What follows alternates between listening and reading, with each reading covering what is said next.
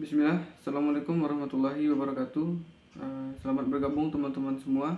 Alhamdulillah, pada kesempatan kali ini saya mau sedikit menjelaskan, menyampaikan sebuah materi dan semoga kedepannya akan lebih banyak lagi pembahasan-pembahasan yang bisa kita bahas.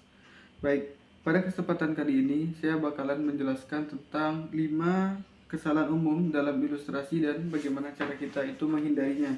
Baik, poin pertama yang sering terjadi itu adalah proporsinya yang tidak tepat. Nah, proporsi yang tidak tepat ini maksudnya ketika kita membuat sebuah gambar, maka kita harus mempertimbangkan berapa ukuran untuk kalau misalkan karakter ya. Kalau misalkan untuk karakter, berapa ukuran untuk kepala, kemudian tangan, kaki. Nah, dan apakah dia posisinya ada di depan, di belakang, ataukah dari bawah atau semacamnya. Nah, proporsi-proporsi ini yang terkadang keliru. Kemudian bagaimana cara kita itu untuk mengatasinya adalah dengan menggunakan garis bantu. Nah, dengan adanya garis bantu ini maka kita bisa mengukur berapa ukurannya, posisi dan agar bisa masuk di frame. Jangan sampai kita membuat sebuah gambar yang mungkin itu ukurannya besar, kemudian pembuatannya rumit, tapi ternyata ketika dimasukkan dalam sebuah, misal kalau video, nah itu cuman muncul sedikit, nah itu sangat disayangkan usaha kita yang maksimal malah cuma tampil sedikit, dan menurut saya pribadi itu adalah tindakan yang melelahkan gitu, tindakan melelahkan dengan tidak adanya manfaat yang didapatkan. Kemudian poin nomor 2 yang sering terjadi itu adalah kesalahan tentang komposisinya yang tidak seimbang. Baik, komposisi yang tidak seimbang ini ketika elemen-elemen gambar tidak ditempatkan dengan baik. Nah, di sini kita harus memahami tentang bagaimana cara mengatur tata letak atau layout. Nah, pada pembahasan tentang layout nanti ada pembahasan tentang yang namanya penekanan, kemudian bagaimana kita itu mengatur ruang kosong, white space dan semacamnya.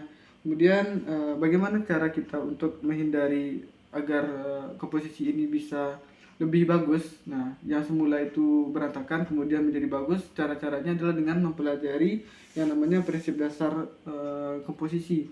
Kemudian kita mengetahui tentang prinsip-prinsip dalam sebuah desain, apa itu penekanan, kemudian keseimbangan.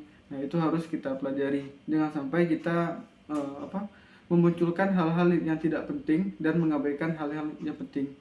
Nah, kemudian poin ketiga yang sering terjadi kesalahan-kesalahan bagi seorang ilustrator ataupun desainer itu adalah pemilihan warna yang tidak harmonis. Pemilihan warna yang tidak harmonis ini ketika kita tidak menyesuaikan dengan keadaan. Nah, tidak menyesuaikan dengan keadaan maksudnya ketika style gambar kita itu atau cerita yang kita buat itu untuk anak-anak, maka warna yang digunakan adalah warna yang memang cocok dengan anak-anak, bukan warna yang gelap, horor, ataupun warna-warna yang mungkin kesannya jauh dari anak-anak. Nah, contoh penggunaan warna untuk anak-anak itu adalah warna yang cerah. Warna yang cerah tapi tidak menyakitkan mata.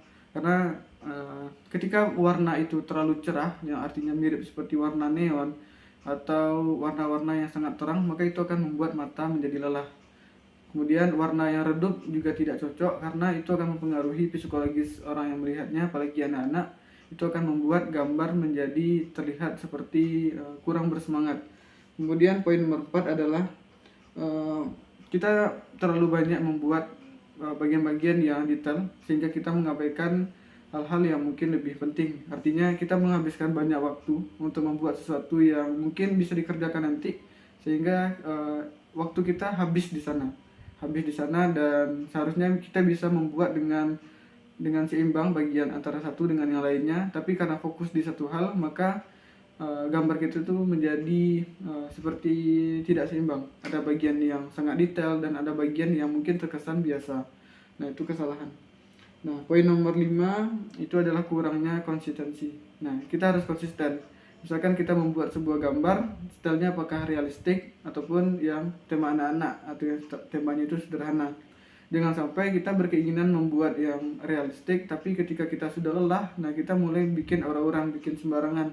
Nah, tentu ini akan tidak bagus dari karya yang kita buat. Nah, dan di sini kita harus mempertimbangkan juga dari segi waktu, kemampuan, dan kebutuhan. Jangan sampai kita asal-asalan yang nantinya cuma melelahkan, kemudian effortnya besar tapi tidak banyak manfaat yang dirasakan. Baik, mungkin itu pembahasan yang singkat, mudah-mudahan bisa banyak video-video seperti ini, video-video pembelajaran. Silakan nanti teman-teman tulis pertanyaan ataupun pembahasan yang ingin dibahas, semoga bisa kita pelajari bersama. Baik, barakallahu fikum, subhanakallahumma wa bihamdika, asyhadu an la ilaha illa anta, astaghfiruka wa atubu ilaih. Assalamualaikum warahmatullahi wabarakatuh.